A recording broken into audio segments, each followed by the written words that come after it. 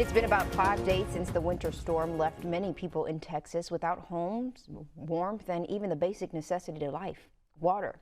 Joining us now is Claudia Jordan, host of Out Loud with Claudia Jordan on Fox Soul. Good morning. Thank you for joining us. Good morning. Thanks for having me. And how are you? I know that you endured over 40 hours with this storm in Texas.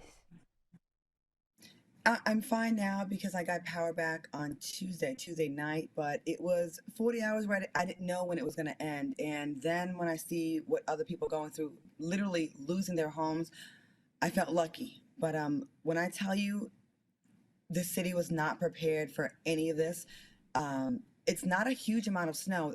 I'm from New England, so I mean 3-4 inches of snow is just a regular day in winter. But here, they're just not prepared. There's no salt trucks, there's no plows, there's nothing. So people were sliding all over the roads. You can't get anywhere. Restaurants are closed down, fast food. People can't get a warm meal. We didn't have a warm meal for about 30 hours. We had Doritos for dinner, whatever we could find at a 7-Eleven, and it was really bad. The city has to get it together, but, we have a long way to go.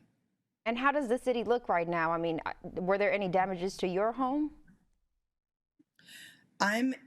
No, we had electricity off for a while, and thank God the pipes didn't burst here, but my boyfriend's parents' houses, both homes had burst pipes, people getting water damage or no water. A lot of people don't know how to turn off their water and shut it down. So the pipes burst and water's everywhere. Luckily I don't have any long-term damage at my place, but a lot of my friends are going through it, and family. I have family in Houston, and it's just, there's still, I think, 300,000 people without power, and now we have a water crisis with no running water. It's just unimaginable, honestly. People are burning the baseboards of their homes to start fires to be warm. People are falling asleep in their car and dying of carbon monoxide poisoning. People are desperate. There's no hotels. I spent about 4 or 5 hours just nonstop calling hotels around the state. There's nothing available. And then people are also price gouging some of the people to take advantage of this crisis. And that's what's going on here. Yeah, we've seen even the shelves in the grocery stores are completely empty. It really felt like Armageddon, actually. And not to be dramatic, but it kind of felt like the end of the world for a while. It just looked like it. Like you said, with the shelves, with no food, no water, no heat, no electricity. And then it's amazing because I'm in downtown Dallas, and you'd see some of these high rises that are businesses, fully lit up, lights, and then across the street would be a residential building with no power and no lights. And I mean, some of these buildings are 20, 30 stories high, and I don't really know. I think people were trapped. Some buildings have generators where they'll power the elevator, and that's it. While people in their units, 37 degrees inside their unit, inside their building, in their homes, 37 degrees inside. And do you have any concerns in regards to, you guys are going through this winter storm and COVID is still a thing? Like we still are not done with this pandemic. It's like you have to pick your poison. Luckily, when I had no heat, Spinderella from the group Salt and Pepper, Spinderella, she saw on my story what I posted, and she said, "Come over here right now." Wow. And it's like the COVID concerns went out the window because she was concerned about me staying warm. And I think that's a really difficult decision that some people have to make. Like, we're supposed to stay away, but then you can't bear to see someone you care about just literally be out in the cold. So it's really a difficult position that people are really being put in, and it's all because of the failed policies and the government here. They deregulated here. The electric company wasn't forced to regulate and to winterize their facilities. So transformers are blowing up. There was a fire down the street where transformers just exploded. So this is preventable, and that's what makes it so frustrating. Greed, once again, superseded the needs of the people. And once again, unfortunately, like most tragedies, Black and brown people are being affected disproportionately at a higher rate, like always. And of course, what are your thoughts on Senator Ted Cruz and Governor Abbott's response to all of this? I mean, him even getting on a plane to go to Cancun, Mexico, to be in some sunlight. and everybody is trying to figure out how to stay warm. What I'm trying to figure out is how the heck the people of Texas keep voting this incompetent, arrogant jerk into office. Ted Cruz has proven over and over and over again he does not care about the people. Meanwhile, Representative Alexandria Ocasio-Cortez, who's a New York rep, raised $1 million in a day for the people of Texas. She's done more for Texas than Ted Cruz has done in all his years of being a senator. He's too concerned about being up under Donald Trump to care about the people. And you trash Mexico and you go there for a vacation to hang out and then lie about it and put it on your kids. And then also shout out to Beto O'Rourke, who should be our senator. And I hope he runs for governor, because Greg Abbott 1000% dropped the ball and just blaming other people. This is a preventable tragedy. That's what makes it so frustrating. Between Beto and AOC, they have done more for Texas than our government, our governor, our senators, and the rest of the lot. It's incredible that folks from New York are doing more for us than our governor. People in your own state. Yeah. So I would like people to follow AOC on Twitter, and she has the link up where you can donate. And once again, $1 million in one day for the people, and directly goes to the victims here in Texas. And there's a lot of work that needs to be done. People have lost their homes. And they definitely showed that raising that money, it can definitely be done, especially in that amount of time. In one day. So imagine what we could do in 2 or 3 days. So I plan on donating today, because I feel like I'm one of the more fortunate people, because I did get power back. I have water back. I have heat. But there's people literally out here with families that are sleeping in their cars and really just burning parts of their home to stay warm, building a fire.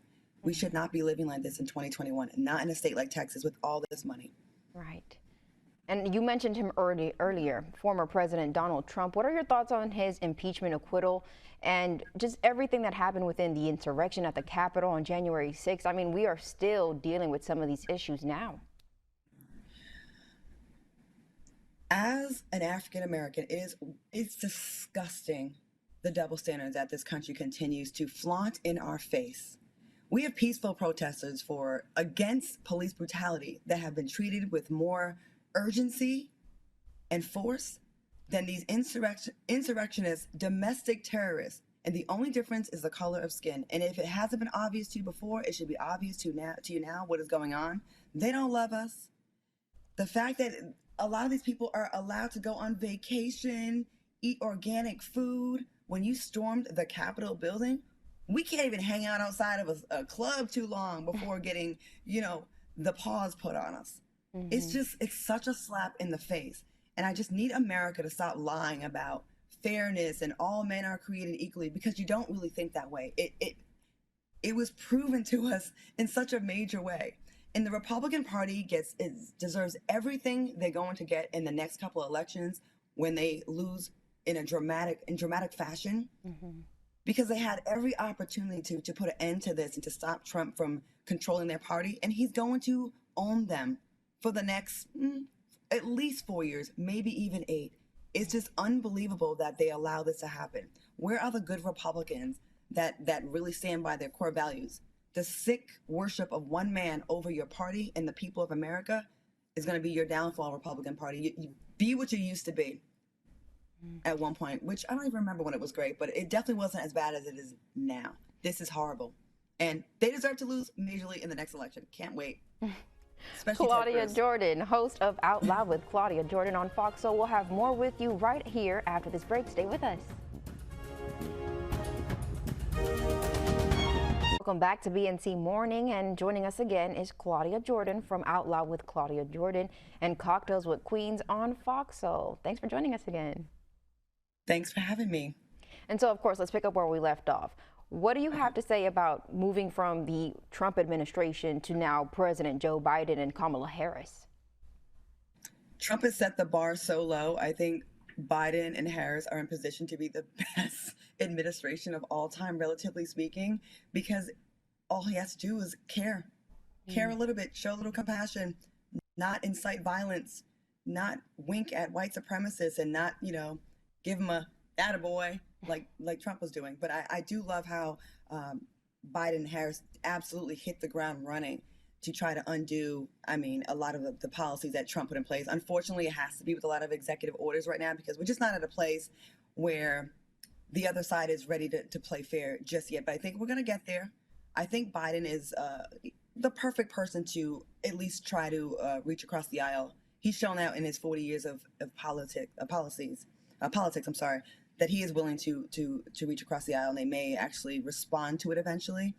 But they've got to get out of this cult mentality, this tribalism that's happening with the Republican Party. Like, how do you let one man control you like this? It's very much giving me Jim Jones, the cult leader, not the rapper. You know what I mean? Like, that's what it feels like. Put the Kool-Aid down. I love Kool-Aid. We love Kool-Aid. But put that Kool-Aid down and get to work. Oh, man. So, put the Kool-Aid down. That's true. Well, we're going to put the Kool-Aid down and pick up on your show. Tell us more about it. I mean, Cocktails with Queen on Fox Soul, and then, you know, Out Loud with Claudia Jordan. Tell us all about it. We want to know. Thank you.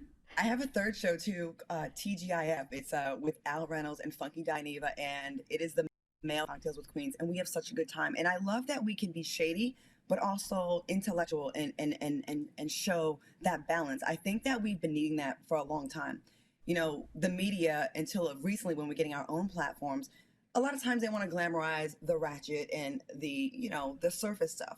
But we can have fun and we can read people, but we can also, you know, have a learning moment, and we can also have a teaching moment. And I love it. Cocktails with Queens with Vivica Fox, Lisa Ray, and Selena Johnson. It's a huge hit. I love doing it. It's like cocktails with your girlfriends, your best friends, every Monday, and hot topics. We get in trouble sometimes. Sometimes one of us may say something. All in good trouble, like the late John Lewis said. All in good trouble. Listen, if you know Claudia Jordan, you know I'm about good trouble. That is my thing. So yes, me and John Lewis, yes, I relate. I love that. But it's fun, you know, and the days of just being stiff on television and just being politically correct and just saying what you're supposed to say, those days are over. We can have fun, we can keep it a buck, and I think that's why it's resonating. And the entire Fox Soul channel, the whole network, we can just really be unapologetically Black, much like this network. So kudos to y'all as well. Thank you. And I mean, of course, especially in a time where everything is, you know, between 2020 and still dealing with COVID-19, I'm sure that your show kind of takes people away from all their troubles. I hope so. And the fact that you can have a cocktail with this, because I think most people are having more cocktails these days, especially after 2020, how it wore us all out. But, you know, just take a little break, because a lot of us have been glued to the television actually since 2016 when Trump, you know, 2015 with Trump running for office. It's just been all about Trump, Trump, Trump, Trump, Trump. It's hard not to just talk about him all the time. But I hope that people can just have a little fun for an hour, you know, once a day, every day, 5 days a week, and just get away from that heavy negative and just have some fun with us and just, you know, just get back to some of the lighter things, because it just got so dark. And a lot of people are really going through it. These are tough times. So if we can bring a little laughter to your life, a little fashion, a little glam, a little reading, you know, please join us on Fox Soul. It's 6 p.m. on the West Coast, 9 p.m. on the East, Fox Soul. It's really a great show. It's fun. Well, thank you so much for joining us, Claudia Jordan, and your 3 shows. I mean, all in good trouble, right? All in good trouble. I'm going to have some good trouble tonight on TGIF, so make sure you tune in, because we are going to be reading Ted Cruz and his wife for using their kids as an excuse. Scapegoat. You know, he reminds me of those parents that have to put their kids on their electricity to get like open up new accounts. Put the cable on their kids' names. That's what Ted Cruz is giving us. But yeah, tune in tonight. We're gonna have lots of fun. Thanks for having me. We appreciate you so much here at BNC Morning. Have a great Friday. And again, I hope that you guys can figure out a way to still manage in Texas with all this going on. Thank you so much. I really appreciate it. And please donate to the fund that the fundraising efforts that AOC has put together. It's on our Twitter page. Thank you so much. Thank you.